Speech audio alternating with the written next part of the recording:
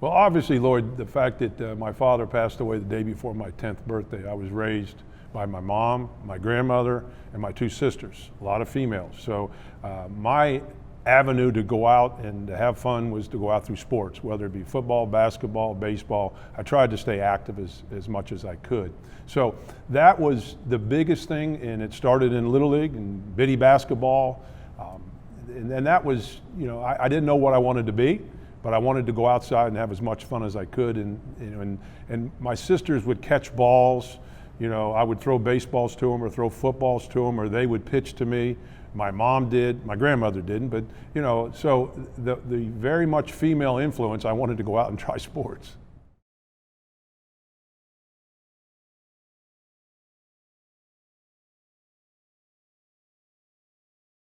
I think the biggest thing in sports that I've been able to enjoy the most is, number one, the friendships and the relationships that I've been fortunate enough to be involved in.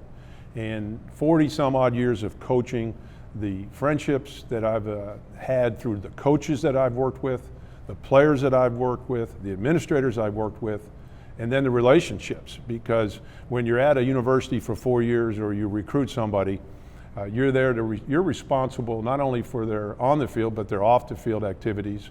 The fact that you want to make sure that they have an opportunity to get their degree.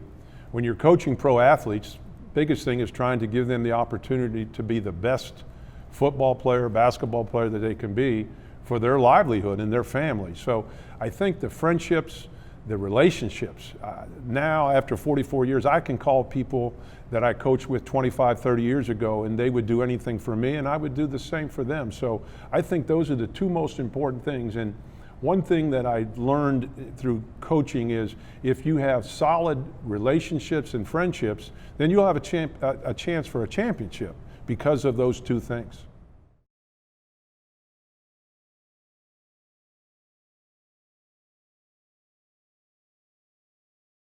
Well, number one, I want to thank the committee that selected me, but it's more than that. I think it starts with my family, my mom who helped raise me and obviously raised me, my grandmother because of the passing of my father at such a young age, my two sisters, many other people, Mr. Curley, Mr. Suey, because they became, father figures to me. My mom, my sisters had to drive me to practice, to football practice, pick me up from basketball, from baseball. They were very influential. And then, the many coaches that I had the opportunity to be around. Obviously Jim Williams was somebody that I've taken a lot of core values from in my coaching, from the term that we always remember, knock them in the nickel seats. The guys that I played with, we always remember that. Ron Ferris, who coached me in basketball, Ted Kemmer, who coached me in basketball, Bob Smith. There's so many, and I'm forgetting people, but I think many of my core values that I've taken in my coaching career, I learned here in this area, not only from the coaches at State College, but the coaches that I was exposed to, like Donnie Robinson, and Denny Leathers, and many other people here, because it was important to me as I went on to become a coach.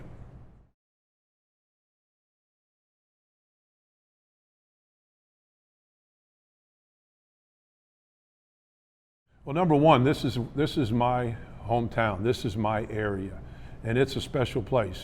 Flying in here yesterday as we flew in, the beauty of the place, the tradition, and the people.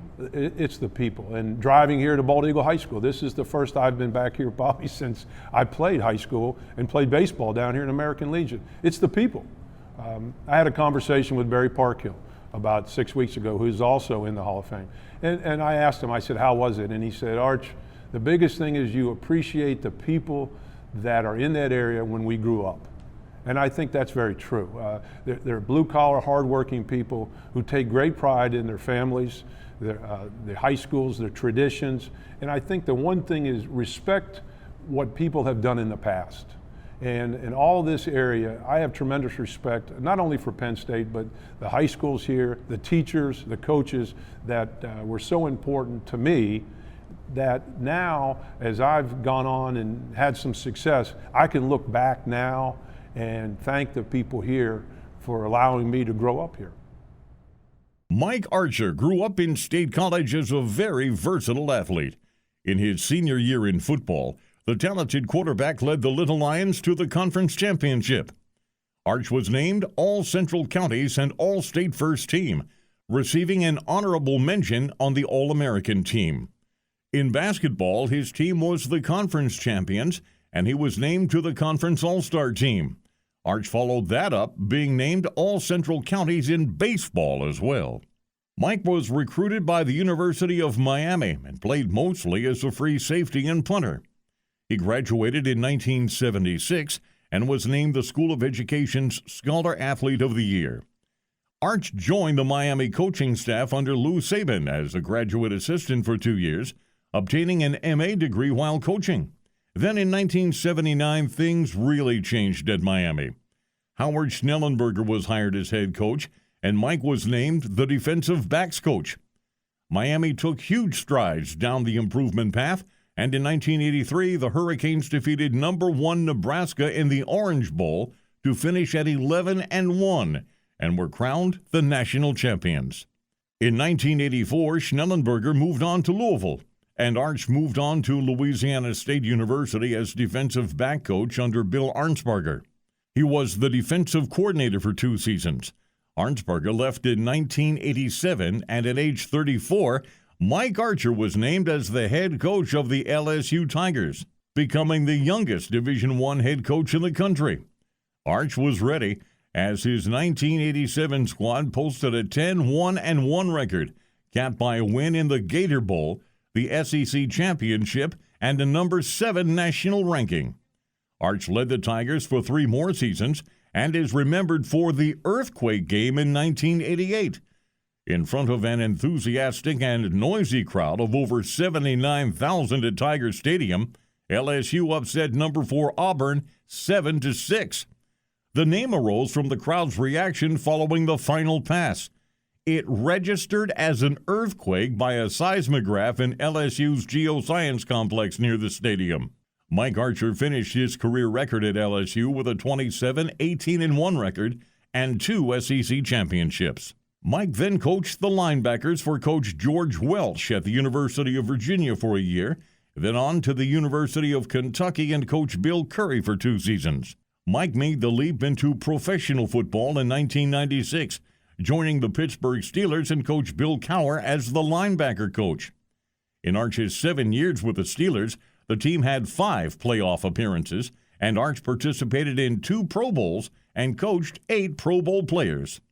After leaving the Steelers from 2003 through 2015, Arch had various defensive and associate head coach duties at the University of Kentucky, North Carolina State, and the University of Virginia.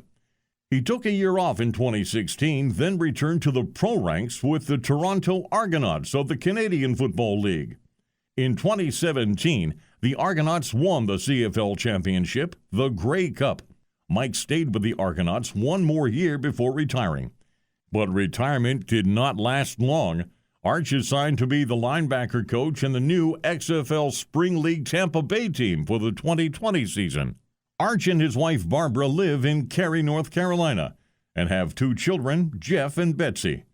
Welcome back home, Mike Archer.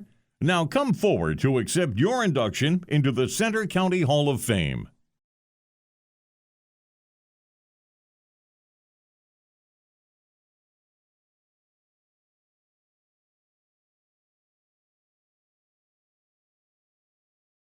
My father, Denny Barkman, taught me at the age of 6 to swim with my face in the water, no dog paddle, and big arms at Martin's Dam Swim Club outside of Philadelphia. From the start, my dad and my mom both insisted that I have fun with whatever I was doing, whether it was in an athletic event or at school. And he had the determination that I think I received to just be the best that I could be always. And we went to swimming practice, and that's just the beginning. My dad was a track athlete, but he was competitive and had the attitude of just always doing the best he could, and transferred that to myself and my sisters.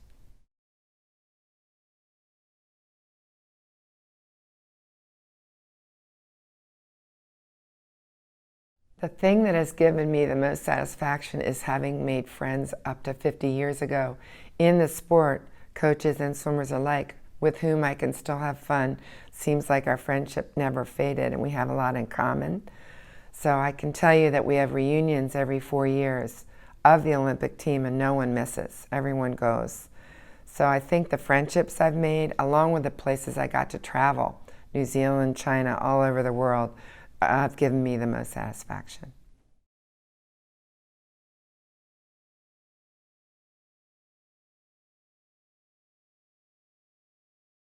First of all, I've got to thank Bruce Parkhill, who nominated me. I didn't expect this honor, and I would like to publicly thank him. Then my parents, Denny and Lil Barkman, who really supported me through love and guidance all those years of swimming. Of course, my family and friends. And I had 4 coaches who taught me much more than just what winning was about, being the best I could and being a good sport. And that was Bob Fitzgerald, Bill Taylor, both of whom have passed now, and Mary Kelly, who was an Olympian herself, and George Breen. Both of those coaches got me towards this, helped me make the 68 and the 72 team. But here I've got lots of family and friends that have supported me too since those Olympic years. Thank them too.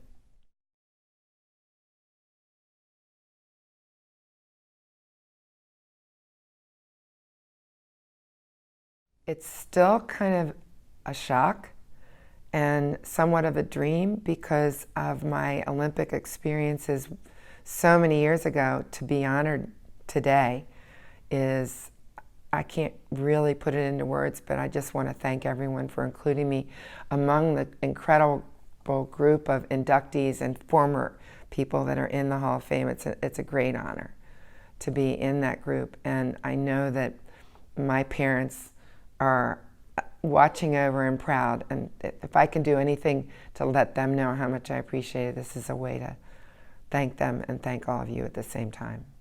I think that it's very important to me to have this honor, but also for people to know how much I've appreciated all that they've done for me, not just in swimming, but in the classroom. I've been lucky enough to be in a school district for a number of years and have made so many friends, not just with swimming, but with teaching in this area, and some of whom are here today for this honor. Janie Barkman Brown graduated in 1969 from Radnor High School in suburban Philadelphia. Janie represented the United States as a 17-year-old at the 1968 Summer Olympics in Mexico City. She won a gold medal as a member of the winning U.S. team in the women's 4x100-meter freestyle relay, together with teammates Linda Gustafson, Sue Peterson, and Jan Henne. She and her relay teammates set a new Olympic record of 4 minutes, 2.5 seconds in the event final. Individually, she also received a bronze medal for her third-place performance in the women's 200-meter freestyle. Janie finished behind Debbie Meyer and Jan Henne, completing an American sweep of the event. Janie also won 3 AAU national championships. The first was the 200-yard individual medley in 1965 when she was age 14. Then, in 1968, she won 2 more, the 100-yard freestyle and later in the year the 100-meter freestyle. That same year, Janie was the feature on the cover of Swimming World magazine. After high school, Janie attended Salem College in North Carolina from 1970 until graduation in 1974, having taken time off to train for the 1972 Olympics. While at Salem, she trained under coach Leo Ellison and the men's swim team at nearby Wake Forest University. She graduated from Salem with a psychology degree and an early elementary teaching certificate. At the 1972 Summer Olympics in Munich, Germany, she was part of the U.S. team that won the gold medal in the women's 4x100-meter freestyle relay, including Sandy Nielsen, Jenny Kemp, and Shirley Babashoff. In that race, the American ladies set a new world record of 3 minutes 55.19 seconds in the finals, narrowly edging the East German team. Janie served as a tri-captain of the 1972 team and was a torchbearer, carrying the torch en route to the 1996 Atlanta Olympic Games. Aside from 2 gold medals and a bronze, the Olympics gave Janie Barkman Brown something else, a lifelong commitment to swimming. She became the head women's coach at Princeton University and also coached at Tennessee, Old Dominion, Penn State from 1984 to 1994, and as a volunteer at Brown. She coached the State College area swim team for 20 years, and most recently, in addition to her regular job as an elementary school teacher, she teaches swimming to all ages, as well as works with Paralympic athletes at the invitation of her friend Terry Jordan, the Penn State athletics coach and disability rec program coordinator. In February of 2019, Janie Barkman Brown was one of the 6 people inducted as part of the inaugural class of the Salem Academy and College Athletic Hall of Fame. The Hall of Fame is intended to honor exemplary former student athletes, administrators, and others who've been integral in the school's athletics program. Janie is probably one of the best individuals to exemplify those characteristics. Janie is the mother of 2 sons and a daughter, Dan, Chris, and Jennifer. She resides in State College. Thank you for representing our country so well in 2 separate Olympic Games, and for your continued service to your chosen sport after achieving those honors.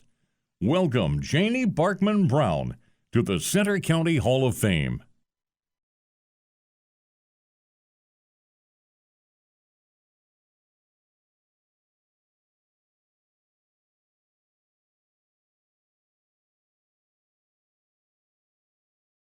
When I was a very young person, elementary school, a young man came down recruiting wrestlers, had a lot of enthusiasm coming out of his eyes and got me hooked on it. His name was Joe Humphreys. We rolled out the mats for a week. He taught us basics. We wrestled on among ourselves for the tournaments. And that's how I got my start. It was very simple, sweet, and it very, got me hooked on the sport. Well, I went on to junior high school, had a very successful junior high program. I won the first Bellefonte, I don't know if it was the first Bellefonte tournament, but my first tournament I won was the Bellefonte tournament, Christmas tournament. And the following year I won it again. Then I won the Junior Olympics my 8th and 9th grade year, and those in my junior high program. Actually, I only had lost two matches in my junior high career.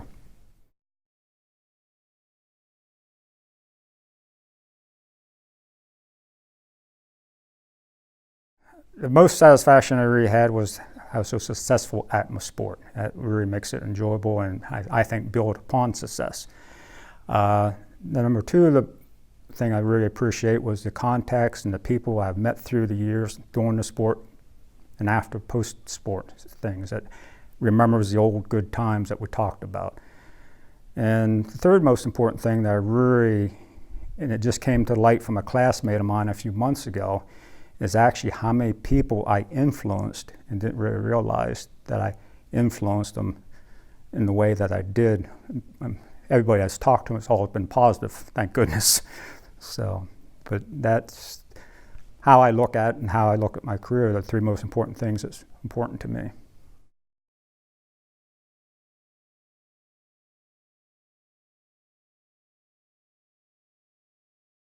I'd like to thank Mr. Dick Rhodes for that. He's again another young man that came into my life my 10th grade year in high school after Joe Humphreys left the school district, and he took over where Joe left off. Had that gleam in his eye, kept you interested, kept you motivated to do what you could do and become a better person from it. So I want to thank Mr. Rhodes for all his help throughout the years. Dick made me the bet that if I won states that he'd milk cows for a week for me. Actually, him and Gowan Stoker both did that. They both did it for a week. Dick ended up paying his bet. I think I will have a picture showing Dick in beside a cow, whether he still knows how to do it or not, but we'll definitely have a picture available for him.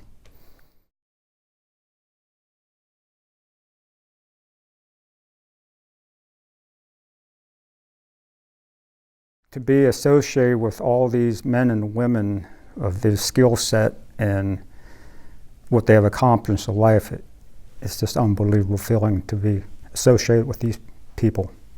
I appreciate the opportunity to be here. The local boys, I think, are very overlooked very much. I think a lot of your local good talent are local boys. They just need inspiration and the right guidance to develop their potential and their talent. And I was fortunate enough to have Mr. Humphreys and Mr. Rhodes in my life to get me motivated and get me moving. If me being inducted and being at the top of my sport like this influences people, say, to try to be like me, I hope I have done some good. Alan Fisher graduated from Bald Eagle area in 1973. He began wrestling in the 1 week-long elementary program that Hall of Famer Joe Humphreys had started to create an interest that would stick with the boys through the varsity level and to improve the wrestling program at BEA. Suffice it to say, the interest stuck with Al Fisher. He starred in junior high for 3 years. At the end of the season, he competed in the Pennsylvania Junior Wrestling Championships, referred to as the Junior Olympics in those days. Al won state championship in his 8th and 9th grade years. In 10th grade, Alan moved to the varsity, and another Hall of Fame coach, Dick Rhodes. Al was an instant star and a well-known name throughout District 6 and across Pennsylvania. In his varsity career at BEA, Alan was undefeated in dual meets at 31-0. Al's overall career record was 62 wins and 2 losses. Both losses occurred in the regional finals as a sophomore and a junior. 46 years later, his career winning percentage of 96.9% still stands at the top of the list for all the great wrestlers who have graced the mat at BEA. Al won the tough Bald Eagle Nittany Tournament as a sophomore and was 2-time champ in the Mannheim Holiday Tournament as a junior and senior. He was 3-time sectional champ and 3-time District 6 champ, where he was twice named as the most outstanding wrestler. He was a 2-time Northwest Regional runner-up, then the champion as a senior, as well as the PIAA state champion at 145 pounds in 1973. Those who saw Alan's 18-7 victory in the state finals witnessed a takedown clinic featuring Alan's patented duck under. With each successive duck under, the crowd would simultaneously vocalize, "Ooh!" as Al would set up the move so well, then hit it with such speed and athletic grace, it made everyone in the Farm Show Arena gasp. After winning states, Al collected on a promise. Coach Dick Rhodes had promised Al that if he won states, he would come to the Fisher farm every morning for a week and do the morning milking. Coach Rhodes stood behind that promise, much to the delight of Al and his family. Alan excelled in more than wrestling in high school. He was a tough running back on the football team, and he won the prestigious Jim Snyder Award in 1973. And he achieved recognition by the National Interscholastic Honor Roll with a grade average of 97.7 in his senior year. After high school, Alan was recruited by Penn State University. As a Nittany Lion, he was plagued with a series of leg injuries. With running the family farm in his plans, Alan knew he needed his legs working to full ability. So in 1975, he retired from wrestling. He continued his studies at Penn State, achieving a BS degree in agricultural education, graduating in 1977. Alan was a member of the inaugural class of the BEA Wrestling Hall of Fame in 1985, and he was inducted into the District 6 Wrestling Coaches Hall of Fame in 2002. He and Kathy reside near Milesburg, where he's the owner-operator of the family dairy farm. Alan has 2 children, Eric and Christy. Congratulations, Alan Fisher, and thank you for the great years on the mat at BEA and for all the great memories of your wrestling skill. Welcome now into the Center County Hall of Fame.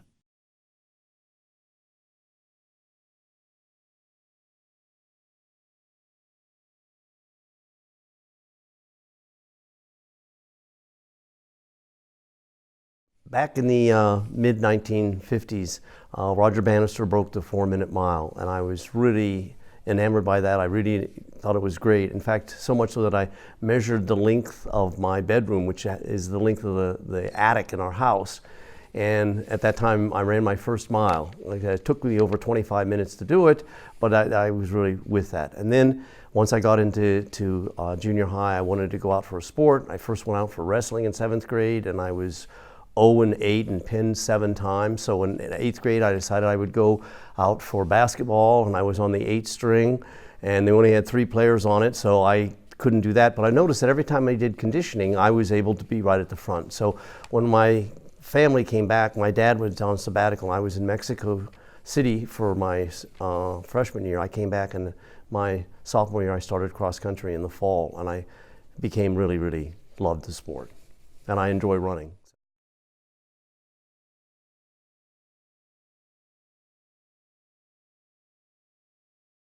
Actually, in track and field and cross country distance running, I had 3 different levels. I was first an athlete and enjoyed that and very much, multiple state champion and very successful. Also, I was good enough to get a scholarship to Penn State, so it paid for my college degree. So that was very successful. And then after that, I went on to be a teacher and a coach. And I was an assistant coach for some 9 years, 6 with the men, 3 with the women, and then 21 years as a head girls coach.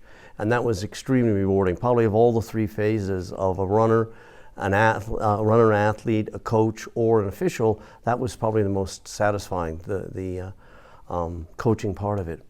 And then finally, after I retired, my wife and I and a friend, Greg Fredericks, were in charge of the officials for Penn State for 7 years. And that was also very gratifying. In fact, probably one of the satisfying parts was when after we won 3 state championships in a row in cross country, the next year I had some great girls, but they weren't as talented athletically, and they finished 3rd. And Harry Gross sent me a little note saying, you know, it's one thing to have the thoroughbreds, but when you have, and he was rather colorful with what he said, and I won't say it, you know, when you can get a 3rd place with them, that shows that you really are a coach.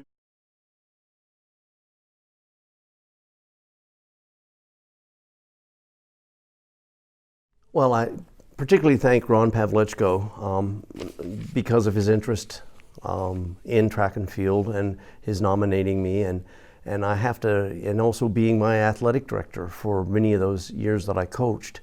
Also would like to thank, believe it or not, way back to Yib Bolton, who was athletic director way back, and then after that, Tom Wallace. Those 3 athletic directors were fantastic. I also have to thank so much my assistant coaches. Particularly Hubie White and Hannah Humphreys and Julie Giddings and Sue Marshall and Ryan Long. It just goes on and on. There were a lot of really good people there. But most of all, I think the person that influenced and helped me the most was my wife, all right, Carol, particularly when I was coaching females, that she had a wonderful perspective that she could give me. I remember the first time I came home and I said the girls were crying, and she said, Steve, the girls cry when they win, they cry when they lose, they just cry. She said, you know, boys will swear and kick a hurdle, but the girls cry and just get used to it. And I think that was a real lesson for me.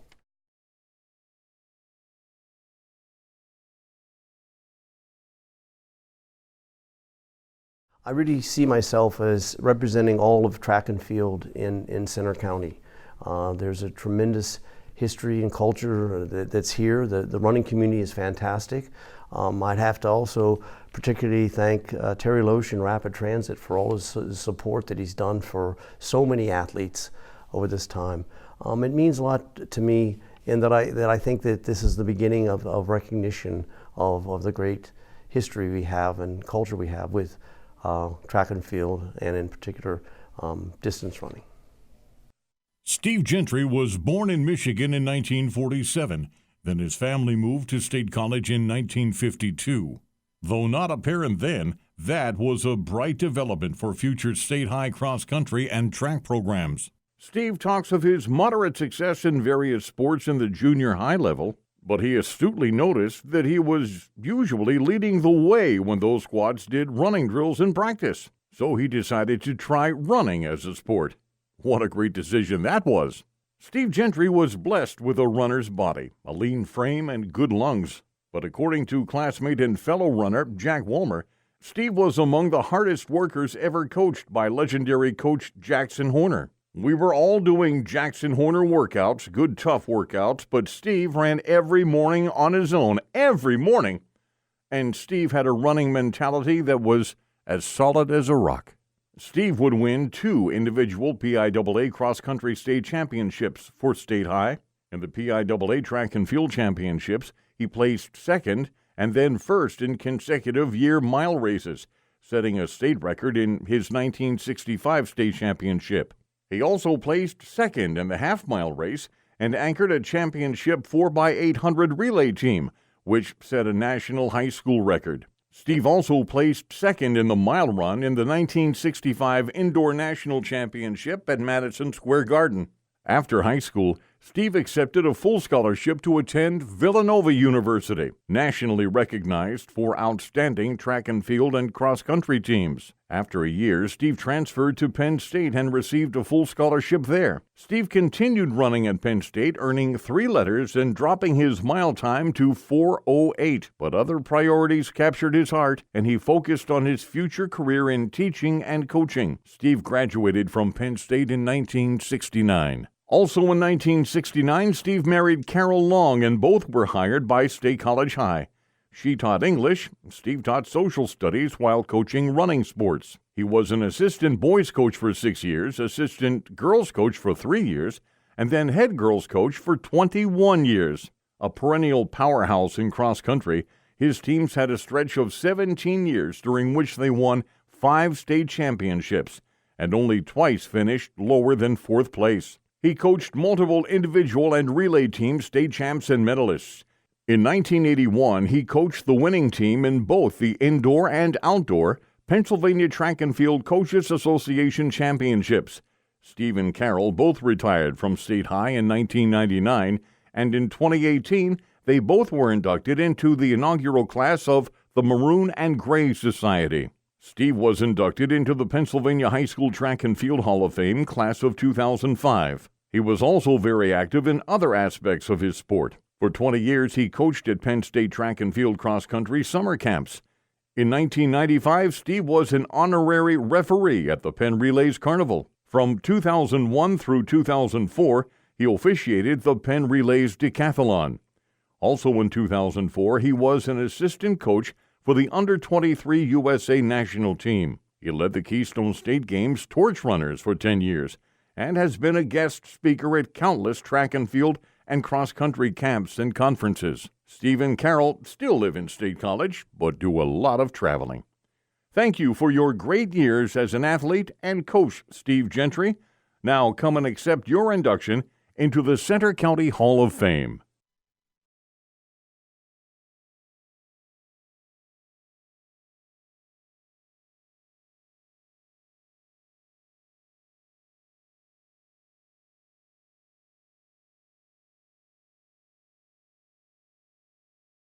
I tell you what, one of the first things I remember as a kid is going and watching my dad play baseball. Actually, my dad and Uncle Dick Maurer. And I sat on the bench with those guys, and I was so impressed just by what was going on, actually. And I fell in love immediately, and it's carried on from there.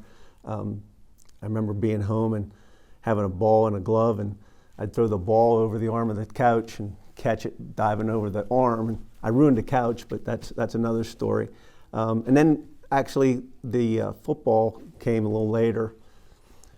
It'd be going to Bald Eagle games, and we'd play pickup smear, and that's how you learn to play it. And of course, my dad and mom both came from large families, and when we got together for a summer picnic or whatever, we'd play softball. For his fall, we'd play pickup football game. You know, my dad had 9 kids in the family. My mom had 8, and so I had the aunts, uncles, cousins all over the place. That's how I got started.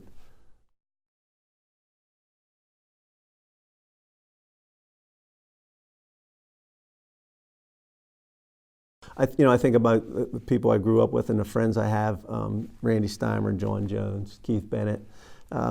Baseball was a subject, and that's what we played, and we had a great time doing it, and those friendships will last. We go out to dinner, we get together for picnics, we help each other out, and baseball was the core.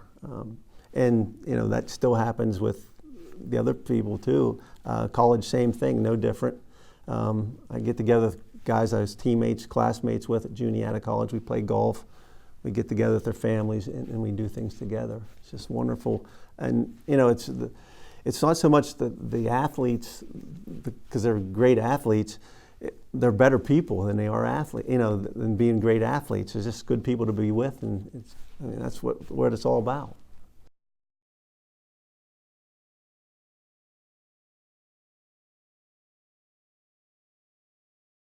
First and foremost, I need to thank my mom and dad. My dad worked at Cerro Copper and Brass. We also had a farm at home. Dad was working, I don't know how many hours a week, 100 hours probably. And mom was a taxi. She also cooked the meals, cleaned the uniforms, whatever. Also, I need to thank Keno Beezer, started Teenerleg. Actually talked my mom and dad into buying me spikes to play instead of sneakers. What a difference it made. But just a great guy. My coaches, you know, I've always felt that I was at the right place at the right time, whether it be Coach Stoker, Coach Rhodes, Coach Murniak. Juniata, it was Coach Barrier, Coach Ash, Coach Rossi, Coach Rogish. Just wonderful people, and they genuinely cared about what you were doing. It wasn't about the sport itself; it was about everything else. It was important to them. And then finally, my wife. I think there's times where I said at Juniata College, I think she saved me. I met her January 26, 1980, and I've never regretted it. What a wonderful person.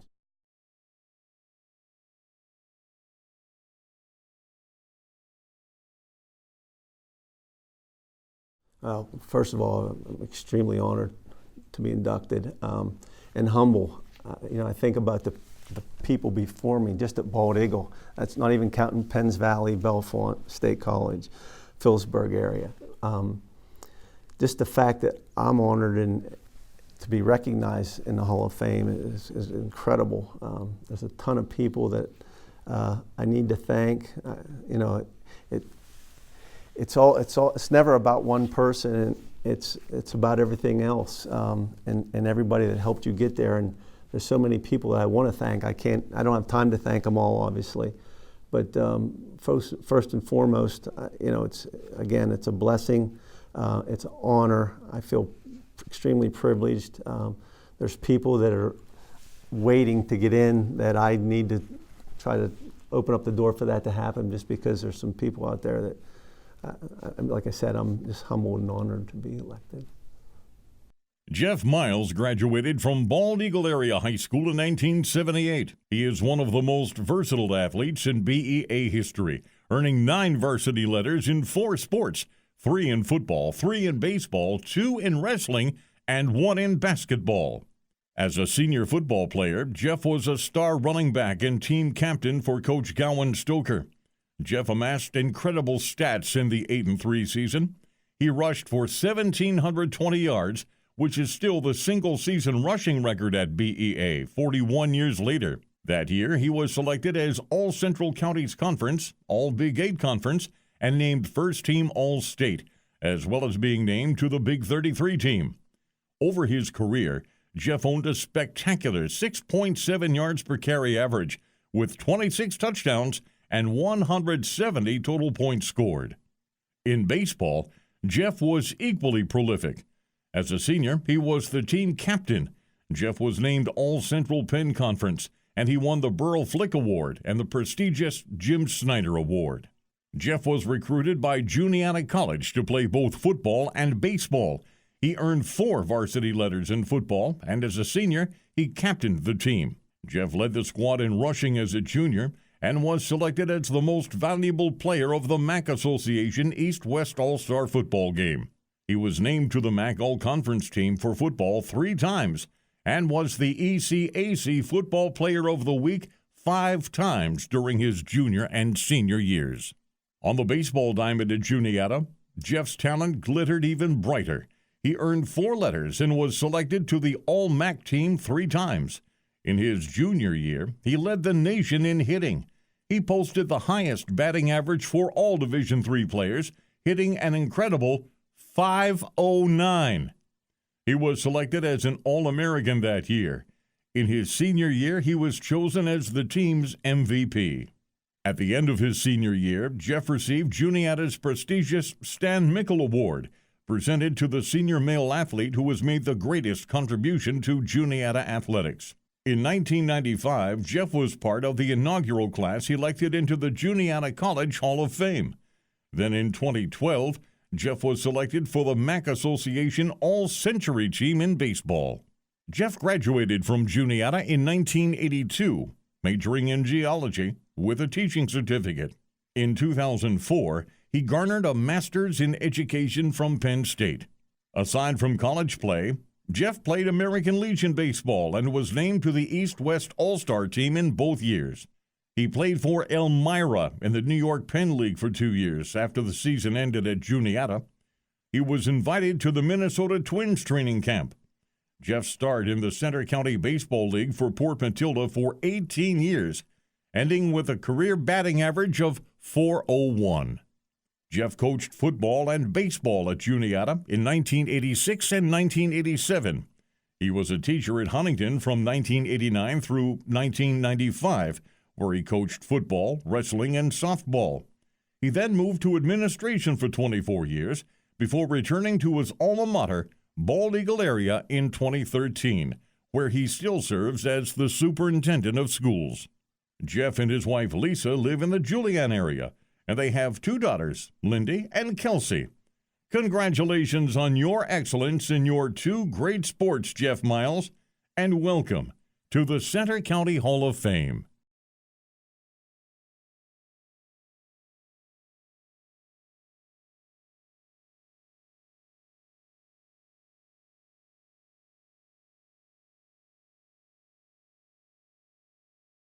My early years of sports were spent in unorganized neighborhood pickup games.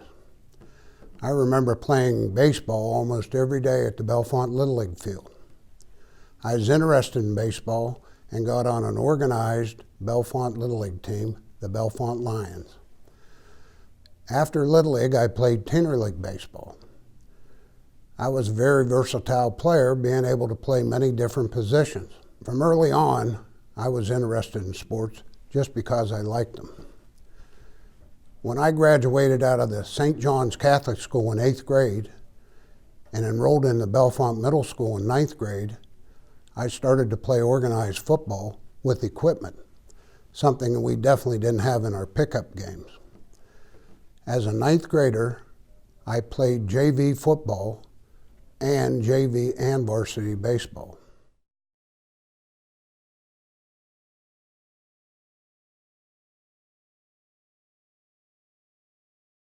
I found satisfaction in my sporting career by playing both baseball and football.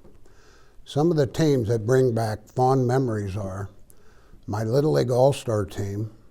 When I was 12, we didn't win much, but we had a good time. The 1966 Teen League All-Star team from Bellefonte, we were the Pennsylvania State champs. The 1967 Bellefonte High School baseball team were the district champs, and that was a big deal because we played the finals at the Penn State University baseball field. Football teams include from Bellefonte the 9-1 high school football team, 1966. The 1967 team was 7-2, but the big team was the 1968 undefeated, untied football team that was Western Conference champions. I was chosen to play in the Big 33 game. I received a full scholarship to play football at West Virginia University and played in the 1972 Peach Bowl in Atlanta.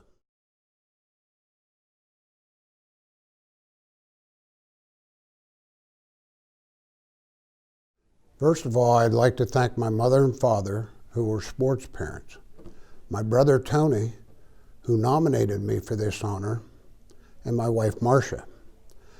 Specific thanks goes to Bill Luther, Jim Williams, and Dick Bell, a 3-man Bellefonte High School varsity coaching staff.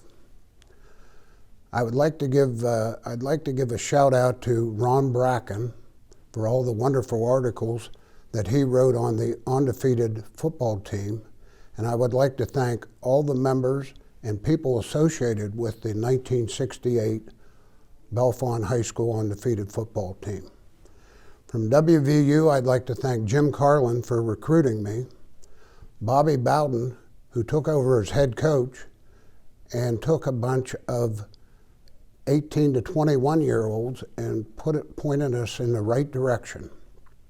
I'd like to thank the Bellefonte School District for establishing the Sam Nastis Defensive Award that's given out every year to the outstanding defensive player.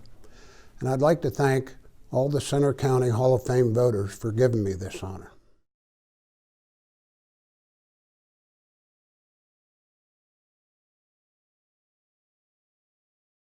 I have many feelings on being inducted into the Centre County Hall of Fame. I am humbled, honored, and blessed to be in the 2019 class. This is such an incredible honor and privilege, an accomplishment I will cherish for all time. I am honored to be joining the other well-deserving members of this class. I appreciate the fact that I am included with the many great athletes and coaches that come out of Bellefonte, let alone Centre County. This recognition of my accomplishments on the football field is very special to me. Sam Fussy Nastis grew up in Bellefonte. His focus as a youth was baseball when he was a member of the Bellefonte Teener League state championship team, which beat Easton in the state finals to win the title. He continued baseball into high school, and the talent-laden Red Raiders won the Central Penn Championship, then bested Curwensville by a 2-1 score to win the District 6 baseball championship in 1968. But football was clearly Sam's sport. In junior high, he played in the offensive backfield. As a fullback in 9th and 10th grade, he was the rushing leader for the junior varsity squad.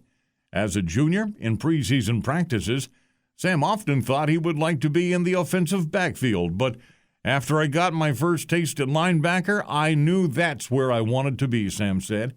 I think probably I like it most because you can really hit and get into the thick of things. It would be a total understatement to say that Sam Nastis hit and got into the thick of things when he played linebacker. He completely disrupted the offensive squad. Many called Sam the best tackler in the state. Others said he could cover short passes better than any other high school linebacker. Sam had the knack for coming up with a big play when it was most needed. His statistics in his senior year prove out these claims. In just 9 games, Sam made 62 solo tackles, 76 assists, intercepted 5 passes, and recovered 4 fumbles. A rival coach in high school who had just seen his team wiped out by the Raiders summed it up best. I knew it was going to happen after the very first play, the coach sighed. We put our best lineman on Nastis, and Nastis blew him back 4 feet. I knew right there we were in for a long night. Hailed by his own coach, Hall of Famer Bill Luther, as the finest high school linebacker he'd ever seen, in 1968, Sam helped spark the Red Raiders to their first undefeated, untied football season in 71 years.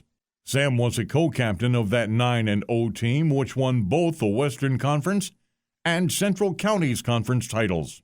Accolades poured in after the 1968 season. Sam was first-team All-Centre County Conference, first-team WFBG TV All-Star Football Team, first-team All-State Guard on both the AP and UPI teams, and he was named to the Big 33 team.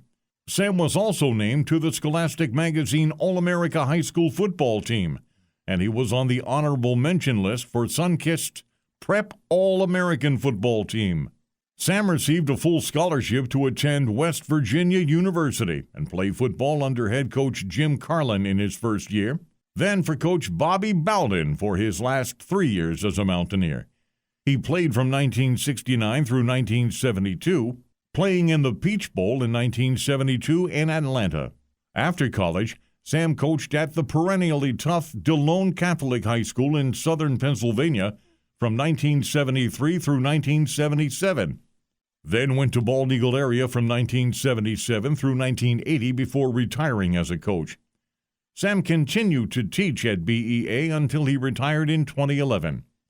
Sam and his wife Marcia still live in Bellefonte. Thank you, Sam Nastis, for the great memories of great seasons for Red Raider football. And congratulations on your induction into the Center County Hall of Fame.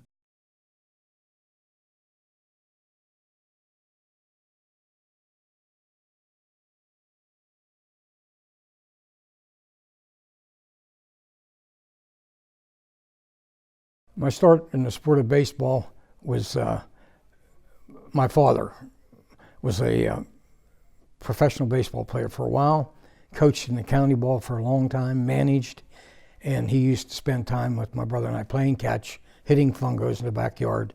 That was my initial start. And at age 4, 5, and 6, back then, you know, you had a little bit of ability. I mean, you could play catch ground balls and so forth. From there, my first organized team was the Port Matilda Little League. I played there from 9 to 12, 4 years, for Mr. Ziegler, who was the principal of school, and I also played for him in 9th and 10th grade at Port Matilda. Okay. After Little League, I went to Unionville for 3 years for junior ball, high school ball in 9th and 10th grade at Port Matilda. Then the jointure started, and I went to Bolivar area in 11th grade, and I played for Doc Etters.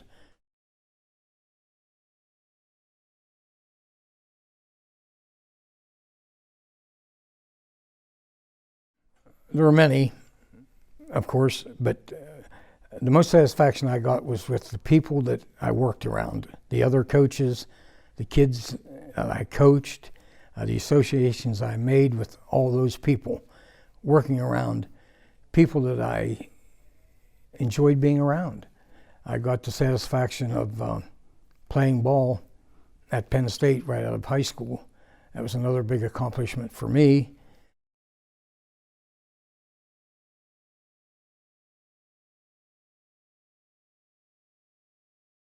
To the Center County Hall of Fame, I would have to thank my brother Jay, my long-time friend Ron Bracken, who actually nominated me, and I probably wouldn't be here if it wouldn't have been for his nomination. Okay, I'd like to thank all my assistant coaches at Bellefonte, Denny Leathers, Ralph Gray, and Ralph Gray actually wrote a book about Bellefonte baseball when we coached together. He was my assistant for 17 years and wrote a book, Robbie's Raiders. It'll be on display. And Ralph, tremendous guy, good teacher, great coach, and even more so than that, a great friend. Okay, we had spent a lot of time together. I'd like to thank all the coaches that I played for. I still remember all their names, things like this, you know. All those people were instrumental in me getting to where I got. And last but not least, I want to thank my family for all their support and the way they followed me in my career. They're very supportive. I want to thank my wife, Linda, and my children, my grandchildren, and I now have a great grandson, okay? So I'm a great grandfather.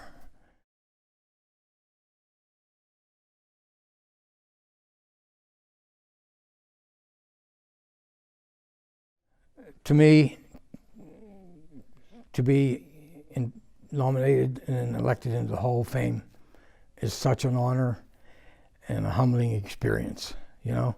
I never imagined anything like this happening to me. I knew a lot of people in the other two previous Hall of Fames, but it was such an honor, something that I'll never forget. A big part of my life now is a lot of people ask me about it once they saw that I was elected. So I shared that with those people, but it's just a great honor to be in something like this. Don Robbie Robinson was born in Phillipsburg with a baseball pedigree. His father, Jay, played in 1948 as a minor league catcher in the St. Louis Cardinals organization and continued to play ball with Port Matilda in the Center County League. Jay was a player-manager in 1948 when his son Robbie was the bat boy for the Porters, who won the league championship. Robbie began playing baseball at age 6 in the Port Matilda Little League. As a teen, he played junior league baseball in Unionville and Tyrone. Robinson earned 2 letters in baseball at Port Matilda High School in 1955 and 1956. Then in 1957 and 1958, he earned 2 more as a second baseman playing for Coach Doc Edwards in the newly formed Bald Eagle Area District. He played for the Penn State varsity from 1959 to 1962, winning letters as a starter at third base in 1961 and at second base in 1962. Coach Joe Bettig batted Robbie second in the lineup because of his ability to get on base and sacrifice bunt. He played errorless baseball for the Nittany Lions. Robinson graduated from Penn State in 1962 and was hired at Bellefonte, where he taught phys ed and science while coaching basketball. He became the head baseball coach at Bellefonte in 1964, and the Raiders promptly won the league championship. Robbie was head baseball coach at Bellefonte High School from 1964 to 1981. During his 18 years as head coach, his teams won 7 Central Penn League titles and 4 District 6 championships, compiling an overall record of 199 wins, 93 losses, and 1 tie. The 1977 Red Raiders baseball team had the distinction of playing in Pennsylvania's first PIAA State Baseball Championship game. After a year sabbatical, Robbie returned to Bellefonte as an assistant coach to Hall of Famer Denny Leathers from 1983 through 2000. Robbie's Raiders, a book by Ralph Gray chronicling Don Robinson's coaching career at Bellefonte Area High School, was published in 2018. Robbie played for years in the Center County Baseball League. He pitched for Port Matilda in 1961 and led the league in hits and doubles. In 1965, Robbie played on a Tyrone team that won the Altoona Greater City League. In 1967, he joined the State College County League team, and the talent-laden squad won 4 straight championships in his 4 years with the Collegians. Playing for Bellefonte in a 1980 game against State College, Robbie, Greg Brown, and Denny Leathers all hit home runs in the same inning. The Bellefonte Governors won the league championship in 1982 and 1984 with Robinson. In 1985, the Governors defeated Howard in the semifinals 6-5 on Robbie's home run in the bottom of the 8th inning. 1988 was the final baseball season in the Center County League for Robbie. He was 48 years of age at the time, but teammate Ward Whitehill was still pitching at age 53. In his 34 years in the County League, Robbie played with or against guys he competed with, coached with, or coached at Bellefonte High School in his 36 years as the head coach and an assistant to Denny Leathers. Robbie and his wife Linda live in Bellefonte and have a son, John, daughters Julie and Jody, and 4 grandchildren. You've been a great baseball figure all of your life, Don Robinson. Now please come forward and accept your induction into the Center County Hall of Fame.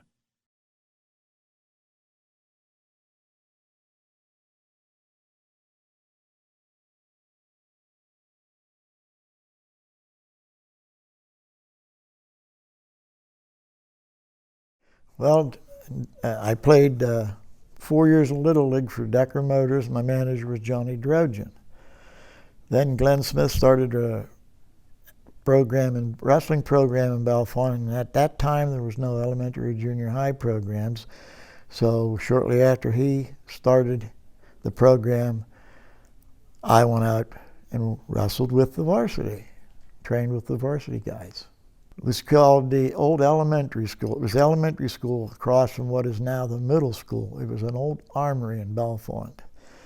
And the gym was, we had 3 mats and the floor was covered from one end to the other. They were horsehair mats. And so you got a real indoctrination in the sport by doing that, wrestling on those things.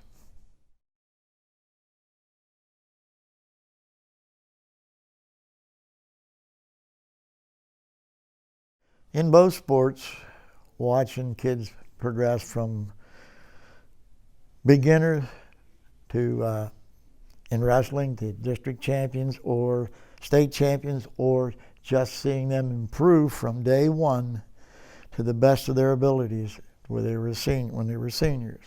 Watching little leaguers start at 9 years old, can't throw or catch too well. They get better, they get their first hit. Maybe they get in a home run or make a nice play. And that's always been, sure, I wanted our team to win every game. But watching them improve and watching them grow, and you make friends with young kids. They don't know how to lie to you yet. Most of the parents are just glad that their kids are in organized sports. They're learning discipline, which a lot of parents would tell me, you're more disciplined. You discipline them more than we do, and they listen to you. I was old school. Hustle, do what I say when we do it, and if we don't do it right, we'll do it till we get it right. But I was having a good time. I felt lucky to be able to coach Little League Baseball and start an elementary program at Bellefonte and watch them grow. And at that time, I had kids from all 4 schools. It was the only program.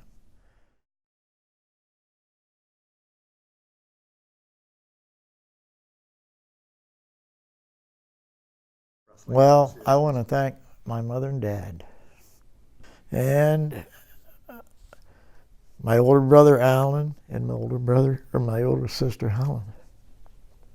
Every Little League game I coached, every wrestling match, I was in the band and the chorus. And there was a certain place they parked the car up on the hill in Little League.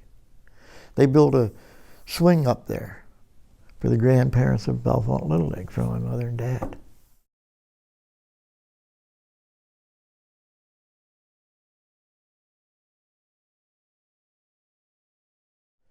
This is quite an honor, something that I never expected, something I never did any of these things to get an honor like this.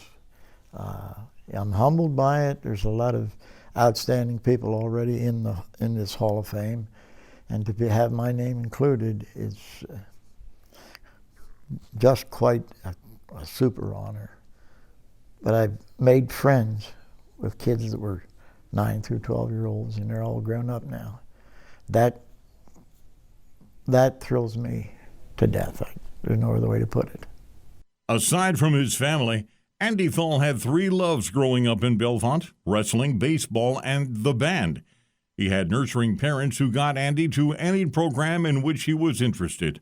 There was no elementary wrestling, but starting at age 7, Andy attended varsity practice, watching the instruction by legendary coach Glenn Smith and rolling around on the mat with the varsity guys. Mike Flanagan coached Andy in high school as he earned 3 varsity letters and was captain his senior year. There was no youth or junior high band, but Andy's ability as a drummer was noticed, and he became a member of the Bellefonte High School band in 6th grade and continuing through his senior year. He was an all-star catcher in baseball at all levels in which he participated. After graduation, Andy joined the U.S. Army in November 1959.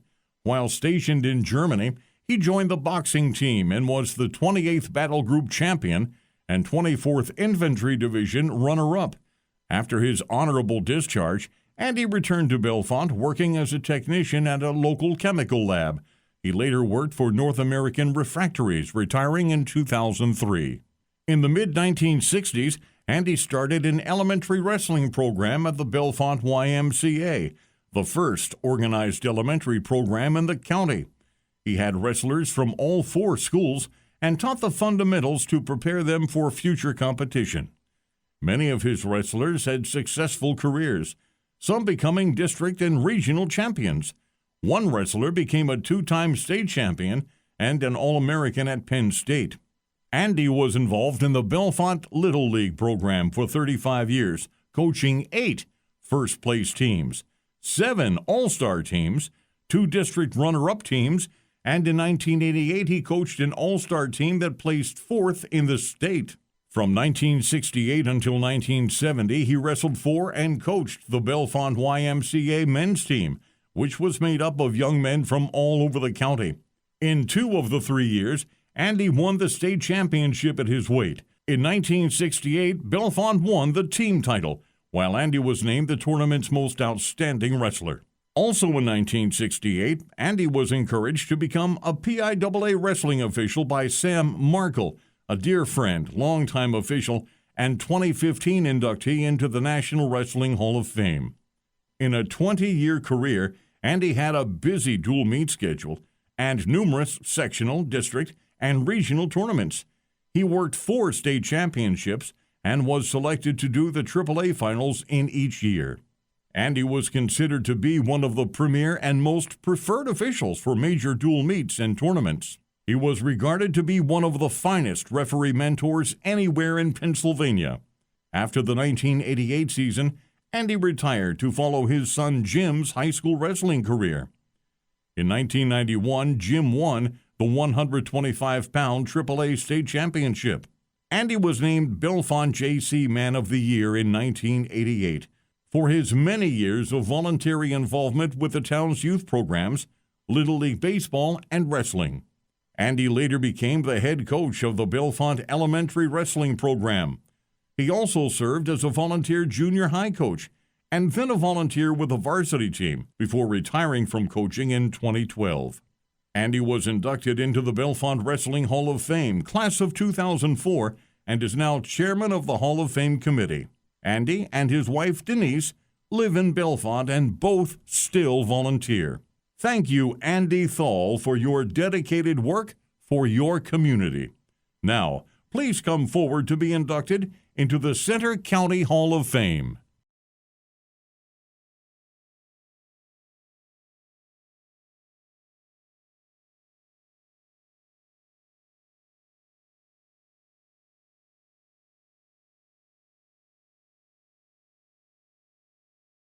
Well, growing up in Port Matilda, and I think it was an outstanding sports town. I mean, and we were always doing something, playing baseball, playing football.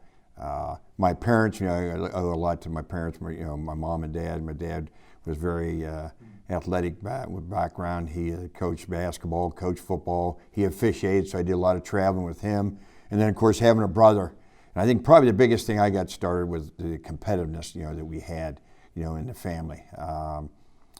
With wrestling, let me just talk wrestling real quick. I mean, wrestling, Joe Humphreys. I mean, I never forget when I was in 6th grade, Joe started the elementary program there at Port Matilda. We finished up at the end of the week down at Baldigo, had a tournament, and I still got some great memories of that. And that kind of got me started into wrestling, and I loved that. And I had 1 year off because my dad and Joe kind of went at it a little bit. My dad was a basketball guy, and of course, Joe wanted me to wrestle, and in 8th grade I played basketball, and then Joe won the battle, and fortunately I got back out in wrestling in 9th grade, which was great. In football and baseball, I mean, living in Port Matilda during those 60s, it was great. I mean, Ron Bracken, who's in the Hall of Fame, Ronnie and my cousin Jerry Spackman, they organized a lot of things. I mean, we were always playing football, pickup football, baseball, I mean, all year round. We were always doing something.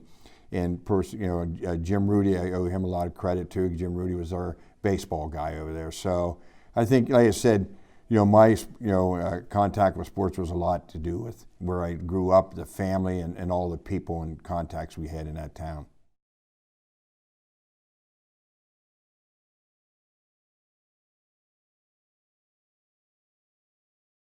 Well, I think, if I look at football, I mean, the great satisfaction there is in high school, winning the Central PA and, playing for Coach Wilson, Al Wilson. And I think the satisfaction of people and friendships that you developed in all the sports that you're involved. Wrestling obviously was, going to the state championship, being Baldigo's first regional championship. I mean, that was exciting, and especially, people didn't expect you to get there, so that was exciting. At the college level, being a 4-year starter, and playing for Coach Girardi, who really turned the program around, and then was able to coach. Next year will be starting my 46th year, and the number of championships, that we won there, and I've been involved with a lot of great people that that I've enjoyed this success, and I love the experience that I've had.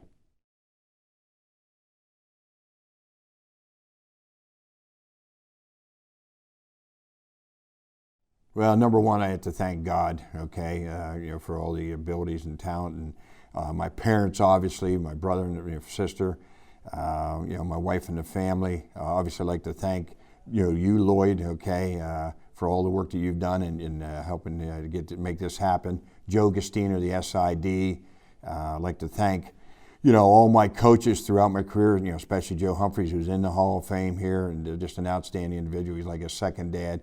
Coach Girardi, who's like my second dad also, gave me the opportunity to coach and made football fun, and we had a great run there.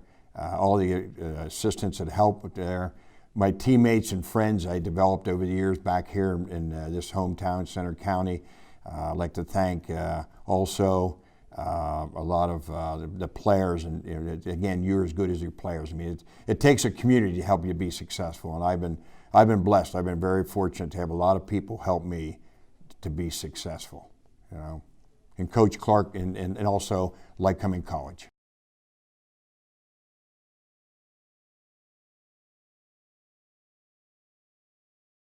Wow, that's what I'll say. Wow, I'm extremely humbled, honored, excited to be inducted following the previous two classes. I was fortunate enough to be here for the first class, and a lot of these people I know. I mean, in stories, I was talking about Andy Thal, who's going in now. I can remember Ward Whitehill, who I remember playing baseball against him throwing. I was shaking in my shoes.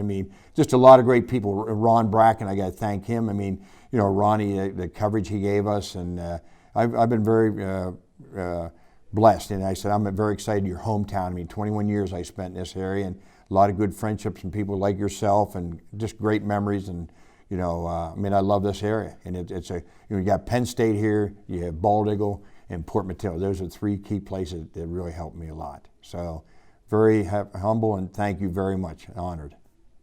Steve Weiser earned 12 varsity letters at Bald Eagle area as a 3-year starter in football, a 4-year starter in wrestling, and a 3-year starter in baseball.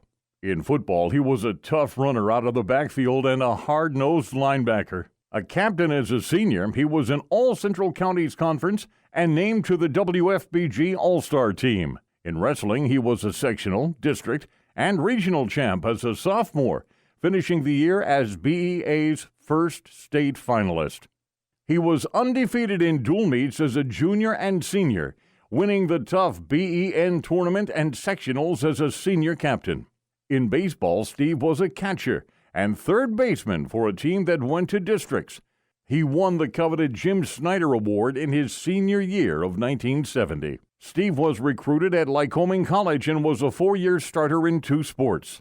In football, Steve was an All-Middle Atlantic Conference in his last 2 years and selected as the homecoming game MVP both years. He was a captain as a senior, named honorable mention in the state, and 8 times he was ECAC Player of the Week.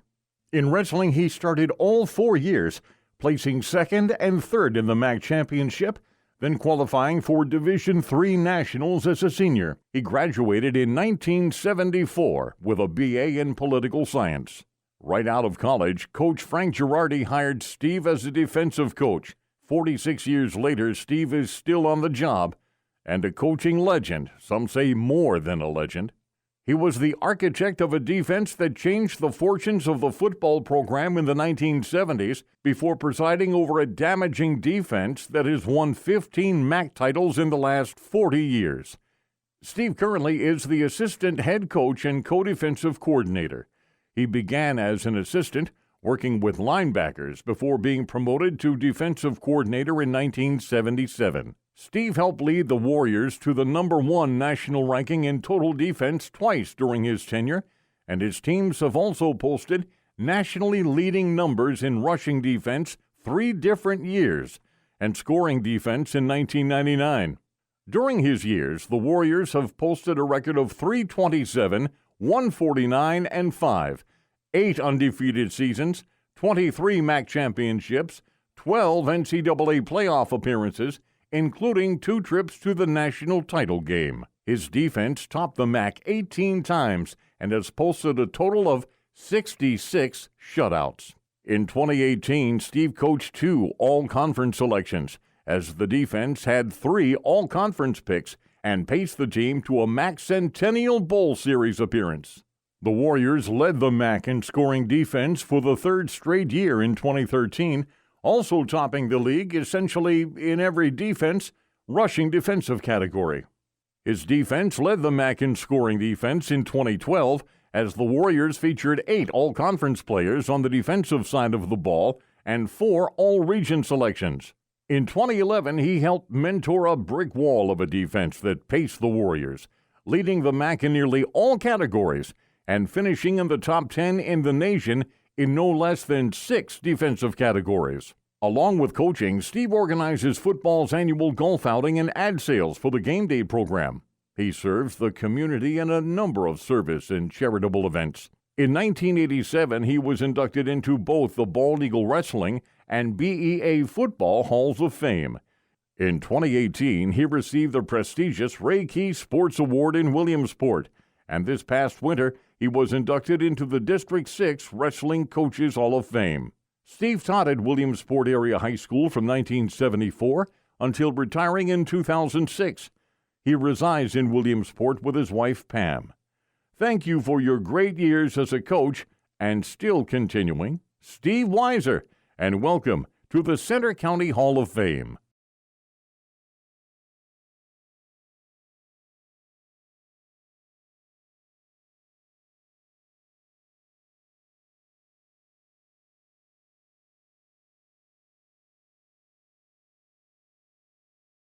When our class, the class of 1964, entered Bald Eagle High School, I kept hearing about somebody named Mike Kondo from Howard racing around, and I really officially didn't meet him for a couple of years, actually until we were about 14 and class officers. But I knew about him and how he was burning up the football field, and they'd say, oh, Mike did this, you know, at the Howard playground, all of this stuff about him. But he was a people magnet. I mean, kids wanted to be around him. He was so happy from then until the day he passed away. He was just a happy person, loved life, and loved sports with his whole heart. So, but people and relationships were key in his life.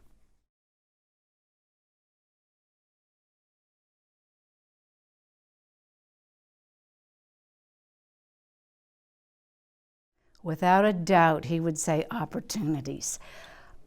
His beautiful athleticism afforded him his college education and paved the way for a rich and most wonderful life, filled with humorous and wonderful stories. And he not only knew about athletes, he followed their lives,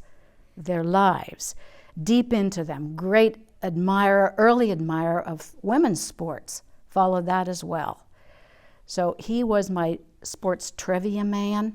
I still talk to him at night, ask him sports questions, read the sports page to him, because he lived every sport, not just football. I mean, he really truly did. And his very favorite boxer was Muhammad Ali. And on the morning of one of his surgeries, his brain surgery, after we prayed together, he looked at me and he said, "Float like a butterfly, sting like a bee."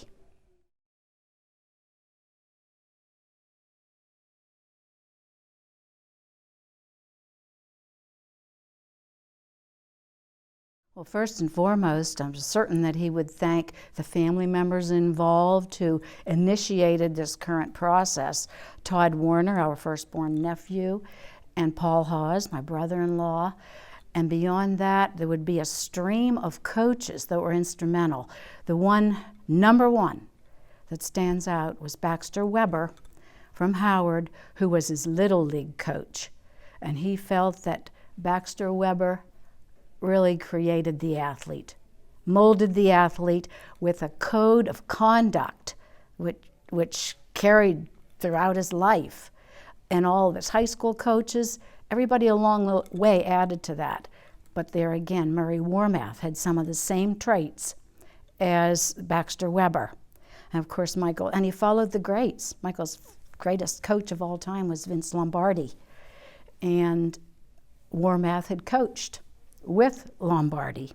In fact, one of my nephews, to this very day, calls my husband, instead of Uncle Mike, he calls him Vince, because Uncle Mike taught him the whole philosophy about Vince Lombardi. So the stories are just very rich and wonderful relationships.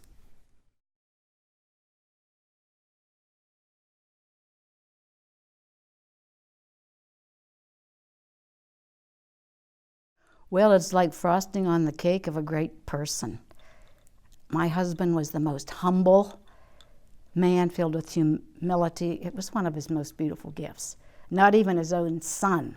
In all the years of our marriage, we never heard this man brag about his sports prowess.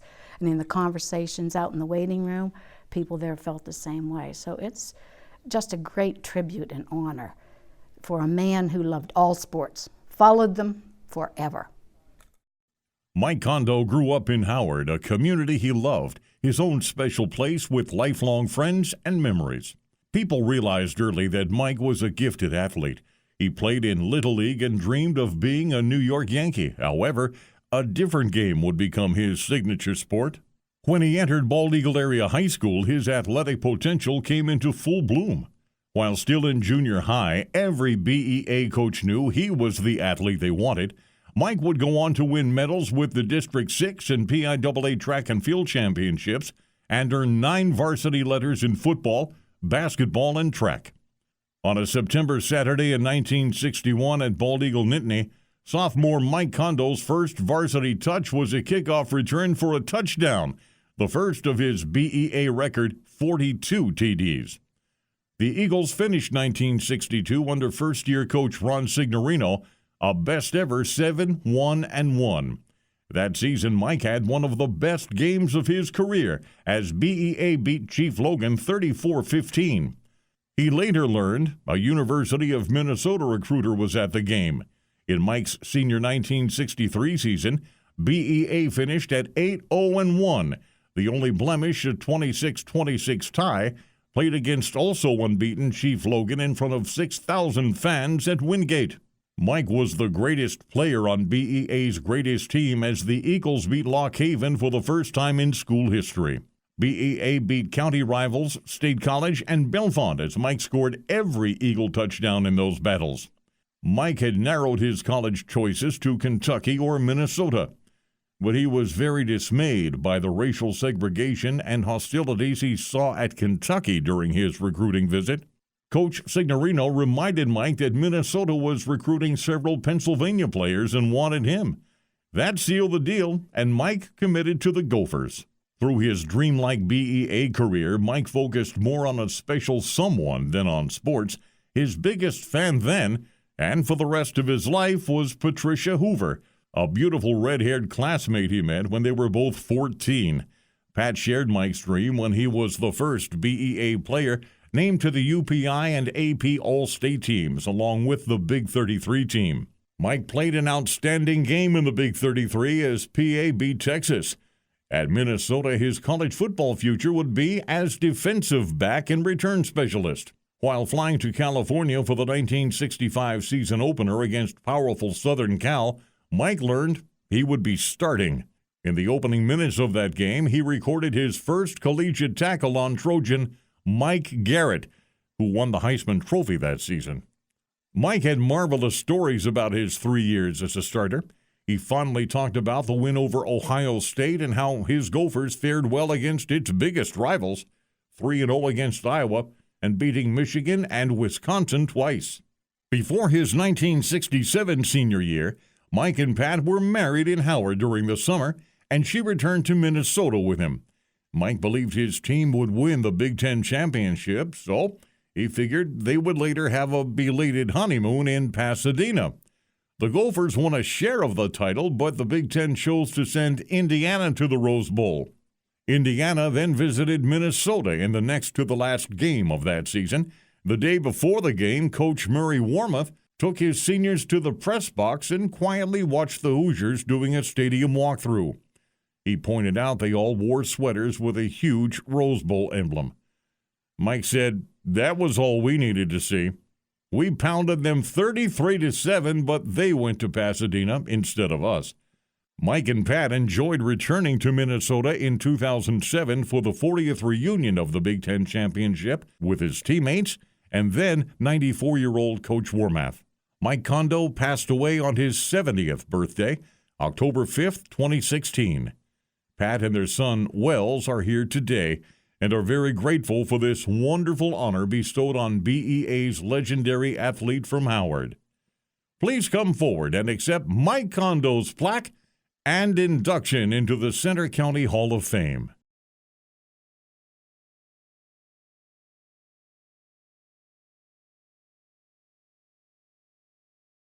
Ed Drapshow grew up on the mountaintop, home of two small coal mining communities, Clarence and Snowshoe. His dream was always to be a professional ball player.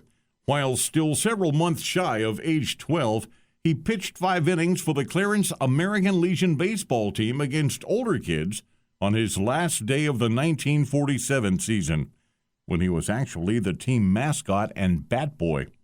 4 years later, he was pitching for Clarence against Pottstown in the best-of-3 Pennsylvania American Legion State Championship Series at Allentown. In front of a number of Major League scouts, Pottstown eliminated Clarence post 8-13 as Ed's teammates managed only 1 hit that day.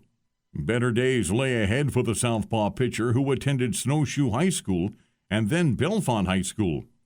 He pitched in the Center County League before moving on to amateur ball in Canada. His next stop was Penn State University, where his dazzling 3-year varsity record showed 29 wins and 3 losses. His 12-0 record and 1.52 ERA in his senior year of 1957 sparked the Lions to a runner-up finish, losing 1-0 to California in the College World Series in Omaha. Often referred to as the top collegiate pitcher in the East, Ed Drapshow earned his first-team All-America honors to cap the 1957 season. Other top efforts turned in by Ed included a no-hitter against Bucknell and a 19-strikeout effort against the University of Pittsburgh. The 1957 season included a 17-game winning streak for the Penn State team and a 22-2 overall mark. Ed teamed with fellow Hall of Famer Cal Emery from Center Hall as the duo won all 22 games for the Nittany Lions that year. Penn State won 2 games and the NCAA District II championship at Brooklyn's old Ebbets Field to advance to the College World Series. Ed eventually signed a pro contract with the Cleveland Indians organization and began as a starter and reliever in the Eastern League with Reading. His next stop was at Class AA Mobile as a reliever. As a AAA pitcher, Ed faced eventual Hall of Famers Ernie Banks and Al Kaline in spring training. He also spent 4 years in the White Sox minor league organization. In his 8-year minor league career, Ed posted a 50-win, 40-losses record, appearing in 282 games with Cleveland Indian and Chicago White Sox affiliates. He amassed 341 strikeouts in the 794 innings he pitched and threw 9 complete games, including 3 shutouts. Following retirement from playing ball in 1964, Ed and his wife Millie returned to Center County, where Ed taught at Penns Valley High School for 29 years. Ed passed away in March of 1997, and Millie died in May of 2017. The Penn State Baseball Club now annually presents the Ed Drapshow Award to the team's most improved player at its annual banquet. Ed is represented here today by his son, Jeff Drapshow. Please come forward, Jeff, and help us as we welcome your father, Ed Drapshow, into the Center County Hall of Fame.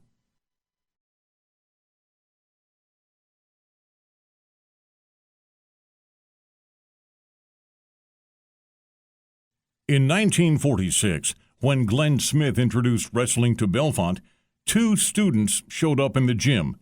One of them was Tommy Riglin. In the 1947-48 season, the Bellefonte team was 11-0-0. Sophomore Tommy Riglin wrestled tough for the Raiders all year. Through hard work and dedication, he posted 20 straight wins, winning the district championship, then progressing to states to become Bellefonte's first PIAA state champion. At states, Tommy beat Jones of Bedford, Snively of Abington, and Stubblebine of Plymouth to win the state title. In addition to his being Bellefonte's first state champion, he was also the first underclassman in District 6 history to claim a state championship. Tommy finished with a 32-5 career record at Bellefonte and was a leader on Glenn Smith's great teams. He had some difficulty keeping a place in the potent Red Raider lineup in his junior and senior years, owing to a spectacular group of lightweights on those squads who went on to win several state championships. Masulo, Adams, Musser, Moyer, and Fornicola, who did not win a state title but won a national title for Penn State. Tommy then enrolled at Franklin and Marshall College. He participated in the John Marshall Law Club, the Politics Club, the Newman Club, and Arnold Air Society. Tommy wrestled at 137 pounds in his sophomore and junior years, then at 147 as a senior. His career record at Franklin and Marshall was 9-5-1, and his team was 21-7-1 in those 3 years. He only participated in 3 bouts as a senior before being sidelined with an injury. He also ran cross-country and track in each year for the Diplomats.